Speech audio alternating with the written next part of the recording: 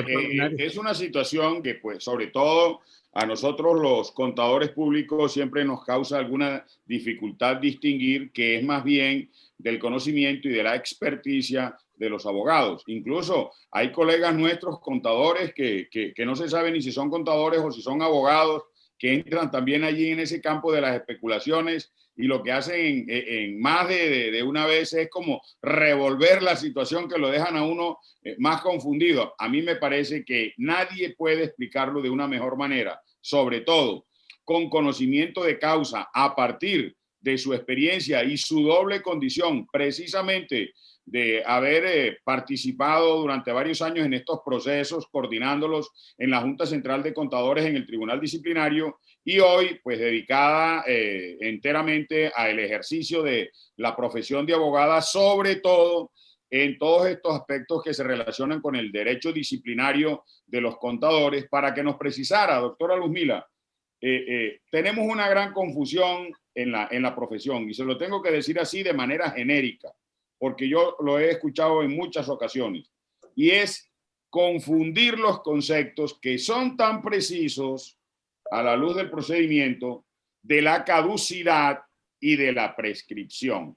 ¿Qué es cada uno de estos conceptos? Y además, ¿cuándo opera cada uno? Porque yo voy a empezar diciendo, eso no se puede dar de manera simultánea, cada uno tiene su propia autonomía y cada uno opera en circunstancias particulares sobre una situación específica. Sí. Respecto de qué se predica cada uno, doctora Luzmila, y en qué consiste. Bueno, vamos a hacer un poquito de historia para entenderlo y aplicarlo exclusivamente al tema de los procesos disciplinarios de los contadores, que es lo que Sí, nos por supuesto. interesa. Sí, señora. Entonces, la prescripción a rasgos generales, tanto como la caducidad, son derechos para el tema de la prescripción que tiene una persona por el transcurso del tiempo. En temas de prescripción, yo es como una garantía. ¿Cómo? Es como una garantía. Sí, es un derecho que yo tengo para ejercer determinadas acciones, pero tengo un límite de tiempo. Esto para el tema de la prescripción. Para el tema de la caducidad, generalmente ese límite de tiempo se hace para facultades, como en este caso para el Tribunal Disciplinario, que tiene un término para ejercer la potestad sancionatoria. Se le da un término de caducidad, ¿cierto? Sí, entonces, sí, en determinados normas se habla de prescripción para tipos de sanciones, también como en el tributario, que se estableció un término de prescripción de 5 años para que la administración tributaria pudiera aplicar sanciones. Así lo señaló la ley tributaria, pero en materia disciplinaria y en materia administrativa siempre se ha señalado como el término de caducidad, que es el lapso de tiempo que tiene las autoridades administrativas para imponer sanciones. Es una garantía para determinar un tiempo límite y no que se extiendan indefinidamente en el tiempo. A ver, entonces, a ver si le comprendo. Una cosa es el tiempo que tiene la Junta, el Tribunal Disciplinario, Junta Central de Contadores, para entrar a investigarme a mí. Eso es una cosa. Y otra cosa es el tiempo durante el cual la Junta, a partir del momento en que entra a investigarme, ¿cuánto tiempo tiene para resolverme la situación? Okay, estamos en esos dos casos. Estamos, sí. El uno es la caducidad y el otro es la prescripción. No. En esos dos casos, ¿cuál es la caducidad y cuál es la prescripción? En materia disciplinaria de los contadores públicos solamente hablamos de caducidad, única y exclusivamente, que son facultades que tiene el tribunal para imponer sanciones. Es la única caducidad que se aplica en materia de este proceso, ¿sí? Entonces, ¿cómo se cuenta? A partir de la ocurrencia de los hechos. A partir de ese momento, el Tribunal Disciplinario tiene 3 años, tanto para investigar como para sancionar. Si transcurrido ese término, el tribunal no ha emitido un fallo sancionatorio, ya no lo puede emitir, pierde la competencia. Ya. Es decir, vamos a plantearlo en estos términos. El 1 de diciembre se cometió un acto irregular. 1 de diciembre de 2020. Okay. ¿Hasta cuándo puede tener conocimiento la Junta Central de Contadores de ese acto para entrar a investigar? Tiene 3 años para tener conocimiento y esos mismos 3 años para sancionar. Es decir, que sí.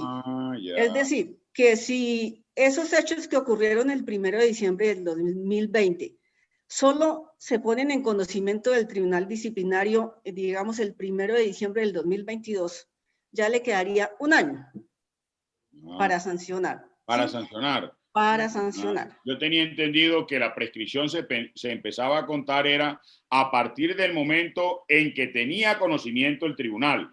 No. En materia disciplinaria de competencia de la Junta, ese término se cuenta es a partir de la ocurrencia de los hechos. Del hecho.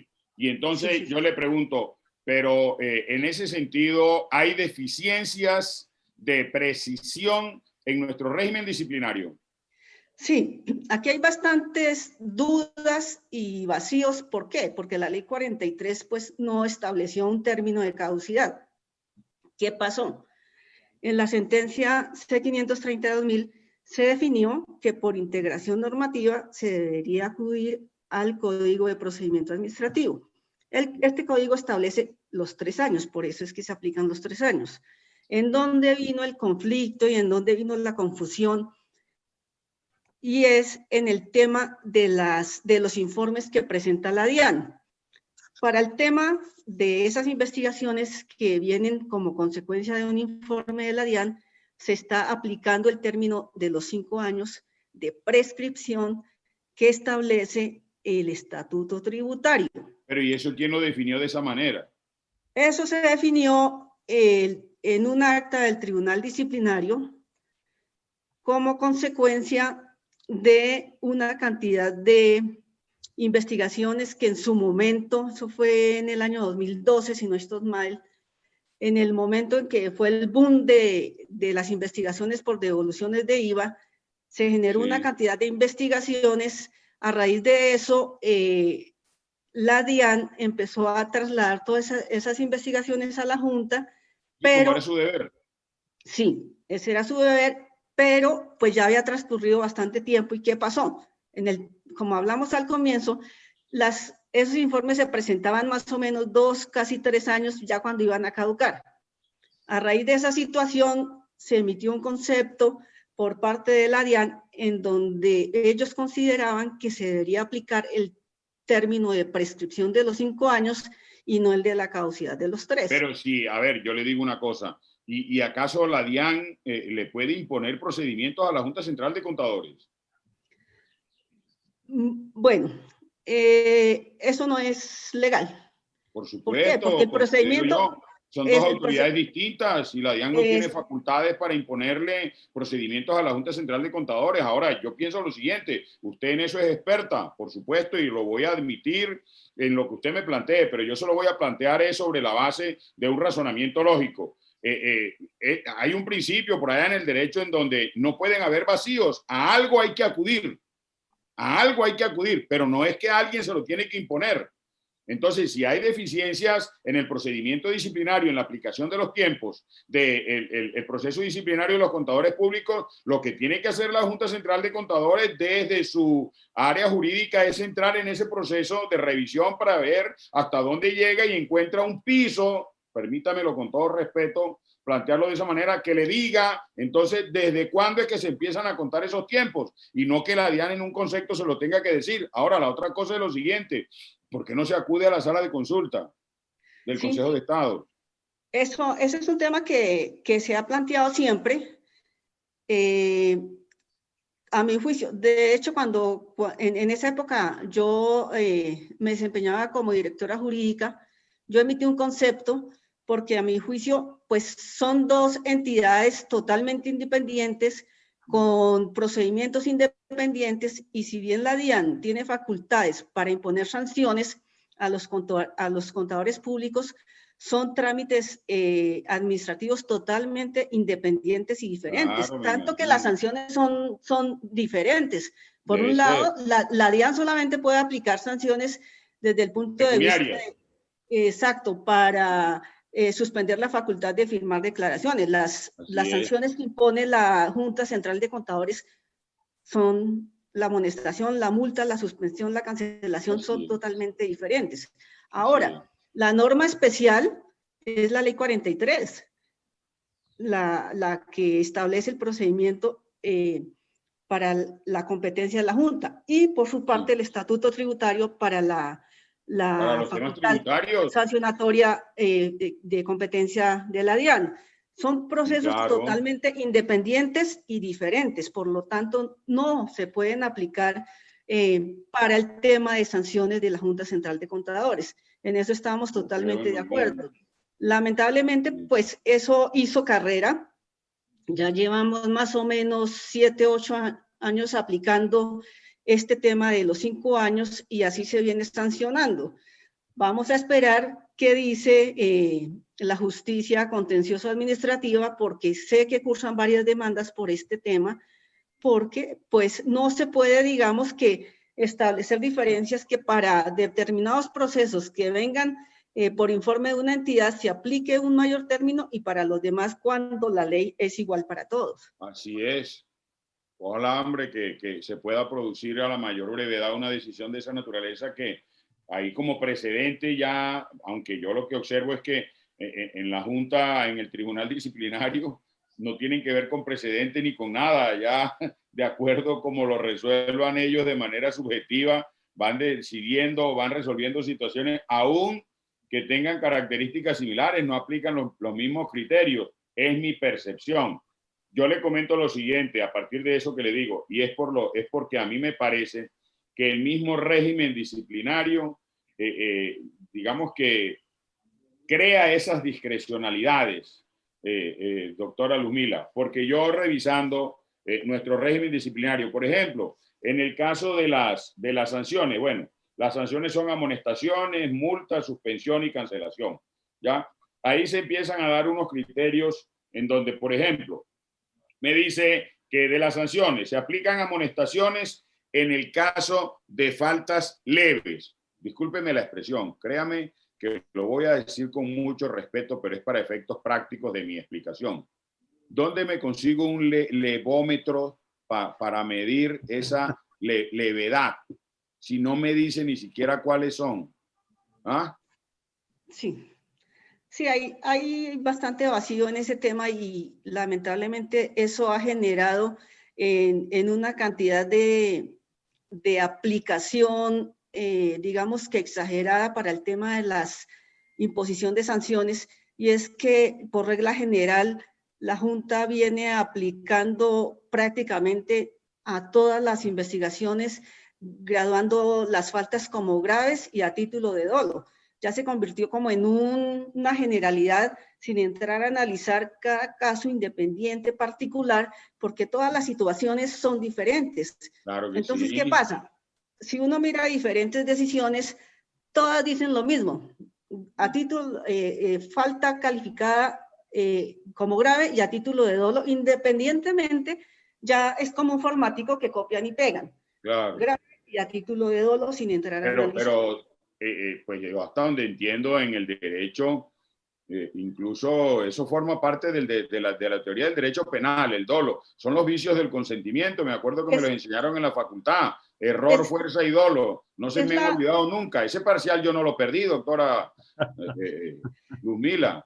Esta pregunta fue clarita. ¿Cuáles son los vicios del consentimiento? Y yo me lo había aprendido de memoria. Y de ahí para acá me quedaron grabados. Error, fuerza y dolo. ¿Estoy en lo cierto o no estoy en lo cierto? Es que aquí yo que soy una estudiosa del tema de estos procesos, ¿qué pasa? ¿Y qué es lo que veo a nivel general y observo? Y es que en este tipo de investigaciones el tema de la culpabilidad se está dejando de lado. ¿Cuál es la culpabilidad? Establecer a qué título yo actué y a qué título yo cometí la falta, si a título de culpa o a título de dolo. Entonces, ese tema simplemente se está limitando a hacer una calificación generalizada como dolosa, cuando yo el dolo se lo tengo que demostrar. Claro, debe ser Yo así. lo tengo que demostrar.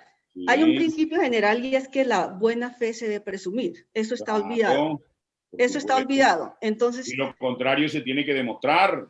exacto. Aquí se está perdiendo eso y hay otro principio y es que en materia de responsabilidad, esa responsabilidad objetiva está prohibida, está proscrita. ¿Qué pasa? Que aquí la estamos aplicando porque si vamos a poner un ejemplo con el tema de las 5 revisorías, que es el tema de investigación de moda, donde ahorita están investigando y adelantando diligencias de inspección para determinar si los contadores tienen más de 5 revisorías fiscales, iniciar la investigación, y si tiene más de 5 revisorías fiscales, pues se llega a una sanción.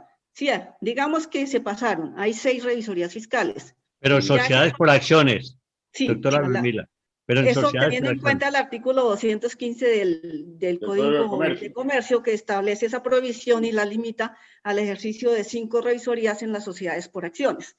Que entran las SAS. Incurrir en eso tampoco es que se vaya de entrada a calificar como un crimen.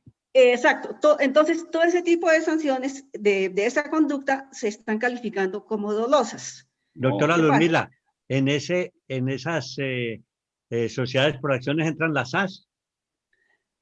Las están incluyendo, ahorita vamos para allá, pero hablando del dolo, les voy a poner el ejemplo de un contador que tiene 6 sociedades por acciones. Entonces, le califican la conducta como dolo y va para sanción. ¿Qué pasa? Sí, digamos que yo verifico y efectivamente tiene 6 sociedades, Pero ¿a quién le causó daño? Es que yo, aparte de verificar si tiene más de 6 o 7 revisorías, tengo que verificar la responsabilidad y a qué título actuó. No le estoy demostrando su culpabilidad, simplemente le estoy diciendo que actuó con dolo porque usted era conocedor de que existe una norma que prohíbe ejercer en más de 5 sociedades y sanción. No. Sin haberle causado daño ¿a quién? Yo tengo que demostrarle el dolo, yo no lo puedo presumir, yo tengo que demostrar la responsabilidad. Entonces no podemos caer en el error de aplicar sanciones disciplinarias de manera objetiva, sin entrar a establecer la otra parte que es la más importante, en donde se aplica justicia y es determinar bajo qué grado de responsabilidad actúe y si actúe o no con responsabilidad. ¿Qué pasa en este tipo de procesos? ¿Por qué lo traigo como ejemplo? Porque ya va para la pregunta del doctor José Hernando Zuluaga, ¿qué pasa con las SAS? Para todos es de conocimiento que la mayoría de sociedades por acciones simplificadas se trasladaron, cambiaron su naturaleza porque antes eran limitadas bajo la consigna de la facilidad y todas las, digamos que prerrogativas que trae la sociedad por acciones. Muchas migraron de limitadas a sociedades por acciones. Sí, ¿qué pasa? Que muchos contadores, y es una pregunta frecuente, venían con 7, 8, 10 sociedades limitadas, las cuales se transformaron a sociedades por acciones simplificadas, en donde anteriormente no tenían ninguna prohibición para ejercer la revisoría fiscal en estas limitadas, y al convertirse en SAS, en este momento ya las toman como parte de la prohibición señalada en el artículo 215. Ahí hay un tema de interpretación de los contadores porque en ningún momento actuaron de mala fe, en ningún momento actuaron con dolo, y a sabiendas de que existe una norma, siempre está el concepto y la creencia de que esa prohibición era para las sociedades anónimas y las sociedades comanditas por acciones, que fue para las cuales el Código de Comercio estableció la prohibición. Entonces, ahí yo tengo que entrar a demostrar si efectivamente el contador actuó con dolo o actuó. Es que discúlpeme, doctora Ludmila, mire, a mí me parece que ahí hay que hacer un análisis incluso mucho más simple, ¿ya? En el caso de las sociedades por acciones, a las cuales se refiere el Código de Comercio, por el solo hecho de serlas, tienen que elegir un revisor fiscal. Por el solo hecho de serlas. En tanto que tratándose de las sociedades por acciones simplificadas, en principio no están obligadas a tener revisor fiscal, excepto que cumplan con los límites establecidos en el parágrafo del artículo 13 de la ley 43. Entonces, haciendo un análisis en ese sentido, ordenado allí, organizado, el hecho de que una sociedad limitada se transforme en sociedad por acciones simplificada, aun cuando cumpla con los límites, no entraría de una vez en esa excepción, en mi opinión, porque no es a ellas a las que se está refiriendo el Código de Comercio. Se está refiriendo de manera precisa a las que en su momento existían en el ordenamiento jurídico colombiano, que eran las sociedades por acciones y las sociedades por acciones simplificadas. Comanditas por acciones. A las sociedades comanditas, ¿ya? A ellas es a la que se refiere de una manera precisa el 215. Entonces yo no puedo de manera arbitraria incluir en un contexto algo respecto de lo cual eso no corresponde. A mí me parece que eso es absurdo. Perdón, una pregunta, doctora Luzmila, ¿ha ganado algún proceso de estos? Digamos que todavía el Tribunal Disciplinario no se ha pronunciado frente no he visto el primer fallo. Los que se han emitido es por caducidad, más no un fallo en donde siente una jurisprudencia respecto a qué decisión se va a adoptar frente a esta situación, que es digamos que la decisión que yo quiero ver, porque, ¿por qué? Por un lado, a mi juicio, no hay norma legal expresa y en materia de inhabilidades, de prohibiciones, de restricciones, las normas son expresas. Y si la norma 215 no incluyó a las sociedades por acciones simplificadas, pues no se puede aplicar. De la Junta Central de Contadores no la va a poder incluir. Si es que no es un regulador de ninguna naturaleza. Tan sencillo porque para la época en que se estableció la prohibición, estas sociedades no existían. Exactamente. Y la pregunta siguiente sería, doctora Luzmila, si tiene conocimiento, y discúlpeme que se la haga yo, que no sería el indicado, puesto que se supone que yo debería tener ese conocimiento, pero pues usted me conoce y sabe de mi vida y pues me estuve alejado por razones que usted conoce un poco de mi profesión y que el doctor Zuluaga, al cual le agradeceré el resto de mi vida, me ha rescatado. Pues venga para acá, que usted tiene todavía muchas cosas que decir y me ha traído aquí a esta tertulia un poco para renovar mi espíritu del ejercicio de la profesión. Entonces, desde que salgo del Consejo Técnico, yo prácticamente me separé de la práctica del ejercicio de mi profesión. Entonces, por eso le pregunto con todo el respeto, ¿usted conoce algún desarrollo doctrinal, jurisprudencial que haya hecho el Consejo Técnico de la Contaduría Pública en ese sentido? No, todavía no lo conozco. Supe de alguna consulta que el Consejo Técnico alguna vez le hizo a la Superintendencia de Sociedades y estableció unos interrogantes bien importantes y bien interesantes como para resolver este tema, pero de acuerdo a lo que leí en respuesta a la Super no fue, digamos que concreta respecto a todas las preguntas. No hubo una respuesta frente a todas las inquietudes que planteó el Consejo Técnico. Ya. Entonces, digamos... Doctora Luzmila, a mí me dio la sensación en esa respuesta que ellos estaban diciendo que sí eran las mismas condiciones.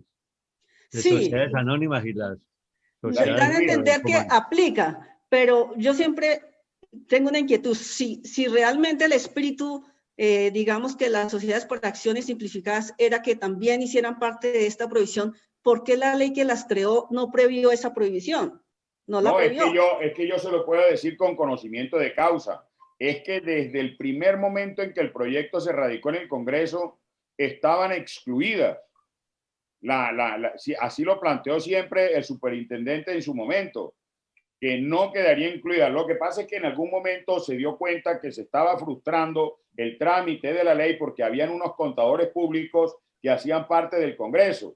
Entonces ellos estaban dispuestos a que, si fuera necesario el proyecto de ley, se perdiera su trámite en el Congreso. Entonces ahí se entró en un arreglo amistoso, en el sentido más bien, se sacó una de la manga y se dijo, bueno, listo, que queden obligadas, pero siempre que cumplan con el parágrafo del 13, y después se expidió un decreto reglamentario haciendo esa precisión, porque allá lo que dice es que en el principio, si no están obligadas, no tendrían que hacerlo. Se les excluyó de entrada, porque así lo dice el texto del artículo 28. Sí. Lo dice muy precisamente. ¿Ya? En caso de que por exigencia de la ley se tenga que proveer el cargo de revisor fiscal, la persona que ocupe dicho cargo deberá ser contador público titulado con tarjeta profesional vigente. Un texto además absurdo. Contador público titulado, está bien. No tiene que ser titulado. Contador público, porque usted lo sabe que la misma ley lo dice y eso lo resolvió allá en la ley esta que habla de las propiedades horizontales y le declaró inexequible la palabra titulado, pero dice con tarjeta profesional vigente. ¿Y es que acaso hay la posibilidad de que alguien que no la tenga vigente pueda ser elegido revisor fiscal? Un texto que sobra. Eso no es necesario decirlo. Eso es así. Dígame, doctor Zuluaga. Es que quisiera que además del comentario sobre amonestación en caso de fallas leves, continuáramos con ese numeral que se refiere a las multas sucesivas hasta de 5 salarios mínimos cada una. Sí. Bueno. Lo que pasa es que eso más adelante lo va a precisar hasta dónde son las sucesivas, hasta 3, creo. Hasta 3. Ya la tercera ya pasa a ser suspensión. Y lo mismo pasa con las suspensiones. Creo que también es hasta 3 y ya la tercera es cancelación. ¿Estoy en lo cierto, doctor? Mira. Sí. ¿Sabe qué? ¿Cuál es mi crítica a ese texto? No tanto allí, cuando lo plantea en el 23, sino cuando lo plantea en el 24, porque eso va muy dirigido a un criterio de subjetividad, porque observe, las multas se aplicará esta sanción cuando la falta no conlleve la comisión de delito. Bueno, eso está grave porque hay que ir, eso es fácil porque no es sino ir al Código Penal y allá se establece qué es o qué no es delito. Pero dice, o violación grave de la ética profesional. Vuelvo a pedirle allí otro instrumento de medida. ¿Dónde podemos conseguirnos, si no nos conseguimos un levómetro, cómo nos conseguimos un gravómetro que nos mida esa gravedad? Porque no hay un inventario de faltas que nos diga estas son leves, estas son graves, estas son gravísimas, que usted lo conoce mejor que yo por su formación y su ejercicio profesional. El régimen disciplinario, por ejemplo, de los servidores públicos hace todo un inventario de faltas y dice cuáles son leves, graves, gravísimas y qué decisiones se tomarán en el evento en que se incurra en ellas. Sí, no las tenemos definidas, pero digamos que sí hay unas pautas y que dan referentes para poder aplicar y calificar una sanción como... ¿Pero dónde? Por la misma experiencia y los mismos casos que se van analizando dentro del tribunal. No, doctora Luzmila, precisamente es que eso es lo que acabamos de decir. Es que tratándose de estos derechos, eso tiene que ser expreso. No es lo que se le ocurre al juez disciplinario. A mí me parece que eso es leve, a mí me parece que eso es grave y se entra en un debate que no es propio de una decisión disciplinaria, porque entonces, ¿qué tal que la persona le caiga mal? Lo que pasa es que como no existen... discúlpeme que de pronto hayan sido compañeros de estudio y por allá en un parcial llegó y le dijo, pásame la segunda, y no le pasó la segunda. Tranquilo que la vida nos encuentra, y se encontraron en un proceso disciplinario. El uno es juez y el otro es disciplinado. Aquí es donde me voy a sacar clavo de la segunda que no me pasaste allá en el parcial. Imagínese usted esa película, como de los Picapiedra.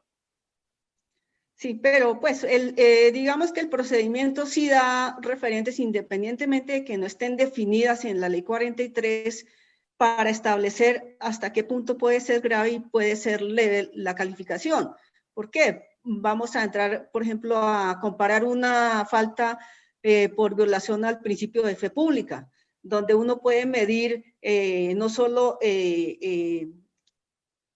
digamos que los perjuicios que se han podido causar, muchas cosas, frente a un incumplimiento leve de la demora en la entrega de una información contable, por poner un ejemplo. Entonces, sí hay referentes para saber cuándo una falta es más grave que la otra. ¿Qué es lo que pasa? Pero no deja de ser subjetivo mientras es muy subjetivo. Una relación. De acuerdo, pero eso es lo que hay en ese momento. No hay, sí, digamos... Supuesto. Eso Por es eso lo que a mí me tenemos. parece tan importante la decisión de la Corte Constitucional en la sentencia C-530, cuando le quita allí unos adjetivos al artículo 25 relacionado con la suspensión, cuando se está refiriendo a violación manifiesta, actuar con manifiesto, desconocer flagrantemente. ¿Eso cómo se mide?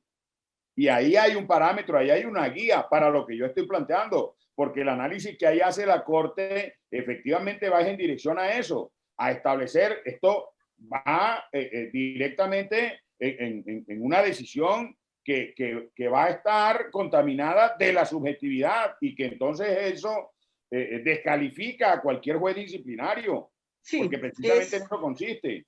Es un peligro, esa situación es peligrosa y siempre pues en detrimento del investigado. Sí, claro, claro que sí. Y otro punto, que a nivel de experiencia es que el tribunal se olvidó de aplicar sanciones como la amonestación y la multa, todos son suspensiones. Sí, porque pareciera que ahí es que ver sangre en la arena y eso los hace más importantes o los califica mejor. A mí me parece que eso no es así. Doctora Luzmila, mire, yo creo que ahí hace falta como interés de la comunidad contable, independientemente de todos los problemas que hay alrededor del ejercicio de la profesión. A mí me parece supremamente importante esto del régimen disciplinario de los contadores, que yo creo que allí es donde debería concentrarse más el desarrollo de una norma que sí, permita allí crear unas bases. Yo por eso, mire, y quiero escuchar su opinión. Yo veo allí una decisión fácil y es que a través de una ley, dado que se trata del cumplimiento de una función pública, para lo cual la ley 43 solo le da o lo asimila al servidor público para efectos penales, a mí me parece que esa calificación debería darse para todas las actuaciones del contador público. Y en ese sentido, entonces, vincularlo en el desarrollo de un proceso con base en el régimen disciplinario de los servidores públicos, que no lo aplique la Procuraduría General de la Nación, sino el Tribunal Disciplinario, pero aplicando los términos que allá están contenidos y las calificaciones de las faltas. Pienso que, o sea, ahí ese código disciplinario único es muy difícil aplicarlo al tema de las sanciones administrativas de la Junta, porque de todas maneras es mucho más complejo el del servidor público. Sí, claro. Y hay que aterrizarlo al tema del ejercicio de la profesión contable. Entonces, para mí no es viable aplicar el código disciplinario único, sino establecer una norma especial como existe, pero reformarla y adaptarla a las necesidades actuales. Doctora ¿sí? Luzmila, usted por su experiencia, su conocimiento, el tiempo dedicado a la Junta al cual le consagró tantos años de su vida y con un criterio tan acertado y de una objetividad que yo, la verdad es que a ojos cerrados firmo donde haya que firmar, en hacerle un reconocimiento a usted por su dedicación, todo el aporte que en el desarrollo mismo del Tribunal Disciplinario usted le ha hecho y que debería contar el mismo Tribunal Disciplinario con ese conocimiento suyo y aprovechar precisamente toda esa acumulación de experiencia y conocimiento que tiene allí. Yo le pregunto algo. ¿Será muy complicado si se desarrollara una labor desde 1960 hasta la fecha que nos permita determinar un inventario de faltas susceptibles de cometer por un contador público como para elaborar una relación que nos permita entonces a partir de allí entrar a darles una calificación en términos de que sea leve, que sea grave o que sea gravísima? ¿Cree que todavía no hay la acumulación suficiente como para llegar a un inventario de esa naturaleza? No, claro que está la información. Yo diría que a partir del 90, a partir de la ley 43/90, hacia acá, los registros están en la Junta Central de Contadores y de hecho cada vez que se impone una sanción y se registra, queda el resumen de la conducta por la cual se sanciona y toda esa información está para hacer un consolidado y determinar bajo esa historial a la fecha. Esa es información valiosísima que puede dar un referente gigantesco para establecer conductas, para establecer los grados de culpabilidad y empezar a trabajar en una reforma urgente que se necesita. Claro, es que mire nomás, refiriéndose usted a la ley 43, caiga en cuenta de lo siguiente, pues discúlpeme con todo respeto, seguramente que lo habrá hecho y no lo menciona. porque es que hay hoy en día faltas que no se tenía ni idea en 1990 que pudieran ser cometidas. Por ejemplo, los que se relacionan con los sistemas de información, la información automática, todos esos temas de Big Data y todas esas cosas que hoy en día perfectamente el contador público puede entrar a cometer unas faltas que cómo haría la Junta Central de Contadores para calificarlas, si es que eso ni siquiera se consideraba en 1990, que íbamos a pensar en 1990 de esta cosa. Imagínese usted. No había ni idea de que pudiera surgir. Y hoy resulta, doctora Luzmila, que usted aquí lleva contabilidades. Aquí, en esta cosa. Imagínese. Sí, es importante la reforma al procedimiento, adaptarlo. Yo sé que se han hecho esfuerzos intentando adaptar el procedimiento también a las circunstancias actuales, pero siguen los vacíos y siguen porque las normas igual no han cambiado. Si es que va a llegar un momento en el cual se van a cometer faltas y se concluirá que es una falta por los efectos nocivos que puede causar la decisión que tome el contador, pero no va a haber cómo disciplinarlo ni sancionarlo porque no está previsto en el ordenamiento jurídico del derecho contable disciplinario. Creo yo, se me ocurre pensar ahora. Sí, de acuerdo al planteamiento de la reforma, el punto neurálgico es la reforma del procedimiento disciplinario y por otro lado la definición de las competencias de la dirección administrativa respecto del tribunal disciplinario. Son las reformas claves. Sí, claro. No, sí. Doctor Zuluaga, a mí me parece que con los planteamientos hechos por la doctora Luzmila nos ha dado una cantidad de precisiones que orientan mucho hoy en día el accionar del contador y si bien pues crean muchas más preocupaciones, a mí me parece que son necesarias, doctor Zuluaga, porque es que aquí lo que hay que buscar es la forma también de promover la participación de nuestros colegas, que es que somos muy pasivos y muy poco dados a participar, a intervenir, a opinar, y si opinamos entonces entramos de una vez es a cortar cabeza, porque no opinamos para construir, sino para acabar con el adversario. Y a mí me parece que eso no puede ser la forma. Sí, esto es de frente común y sacar adelante una reforma necesaria. Así es. Ya. La idea es la siguiente, que no podíamos terminar hoy sin que la doctora Luzmila nos hiciera unos comentarios relacionados con la aplicación del artículo 32 de la ley 1778, que agregó al numeral 5 con la obligación de los revisores fiscales de denunciar. Entonces, no sé si es apropiado, si es oportuno escuchar esos comentarios o si tiene la doctora precisamente argumentos sobre eso.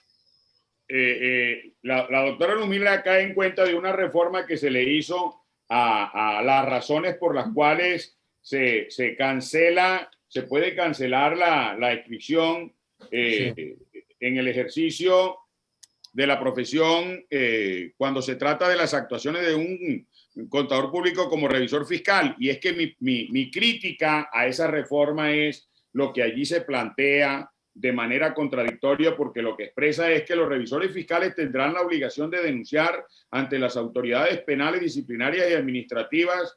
Hasta ahí no hay nada nuevo, porque ya eso lo había dicho el Código de Comercio, le había impuesto esa obligación. Allá dice, da poner en conocimiento de las autoridades, pero sigue diciendo, los actos de corrupción. Yo siempre he dicho, ¿cuáles actos son de corrupción? ¿Eso dónde está definido? ¿Qué es un acto de corrupción? Un acto de corrupción es, por ejemplo, no darles las horas al superior inmediato cuando uno llega a la oficina o no despedirse de él. Discúlpeme que lo planteé de una manera tan simple, pero es que si no se determina cuáles son los actos de corrupción, cómo se van a entrar a plantear, y lo que dice más adelante a mí me parece todavía mucho más gravísimo. Así como la presunta, dice, la presunta realización de un delito contra la administración pública. A mí me parece que son dos cosas distintas. La presunción de la buena fe que con base en la práctica de unas pruebas de auditoría yo me pueda referir también a la presunción de un delito. Porque si yo tengo unas pruebas de auditoría que me dan unos resultados, pues ahí no hay ninguna presunción.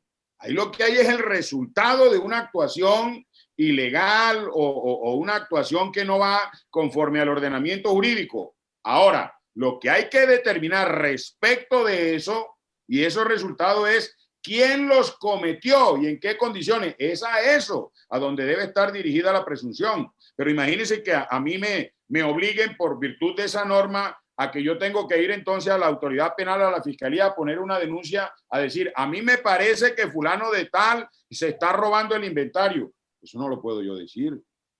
Eso es gravísimo y qué tal que eso después se me devuelva. De acuerdo, es una norma supremamente peligrosa y en materia disciplinaria.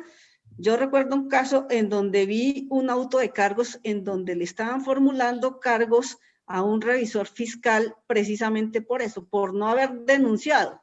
Primero, yo tengo que entrar a demostrar si efectivamente existe una investigación, por lo menos, de un delito. Pero si no hay investigación, a mí como contador público, ¿cómo me investigan o me formulan un cargo por no haber denunciado un presunto delito cuando ni siquiera tengo conocimiento de esta situación? Primero demuéstrame que yo tuve conocimiento para luego haber podido denunciar, pero yo no puedo denunciar algo sobre lo cual desconozco. Primero. Sí. Y segundo, tendría que haber ya una calificación de que efectivamente existió un delito y existió una calificación por parte de la justicia ordinaria de la comisión de ese delito para decir, oiga, ¿qué pasó aquí? ¿Por qué el revisor fiscal no se pronunció? Así es. No, es que aquí hay que distinguir dos cosas en el sentido de la presunción. A ver, el revisor fiscal no puede presumir que se haya cometido un delito, porque para eso tiene los resultados de sus pruebas de auditoría. Si hay un faltante, las pruebas de auditoría le llevan a concluir que hay un faltante. Entonces no es una presunción, es un resultado real. Aquí se están robando la plata, se robaron esta plata. Eso es una cosa. Lo que no puede llegar a determinar hasta que no se pruebe por parte de una autoridad es quién lo hizo. Entonces yo no puedo ir allá a poner una denuncia, el tesorero se lo robó, si a usted no le consta. Yo lo que puedo es que me obliguen, pues si me quieren obligar a que me obliguen, a que yo denuncio que se robaron una plata. Pero yo no puedo ir a denunciar quién se lo robó porque eso no soy yo el que lo tengo que demostrar. Y esa buena fe se tiene que presumir respecto hasta del peor delincuente que la humanidad haya tenido. A mí me parece que ahí hay un exceso y eso es irresponsable, esa manera como quedó ese texto redactado. Eso hay que demandarlo, doctora Luzmila. Sí, de acuerdo, total. Sí, es un peligro ese viola todos los principios. Por supuesto, claro que sí. Yo creo que sí, estoy seguro. Bueno, sí, me parece que hemos estado muy bien sobre estos temas y... Oiga, doctor Zuluaga, yo no sé si la sensación suya es igual, pero yo se lo tengo que decir de esta manera. ¿Cómo aprende uno con los que saben, sí o no? Y uno se pone por allá a estar buscando al que no tiene ni idea de que le explique a uno. Nosotros deberíamos ir a buscar a todos los lumpilas que hay en el ejercicio de la profesión, a ver cómo nos enseñan.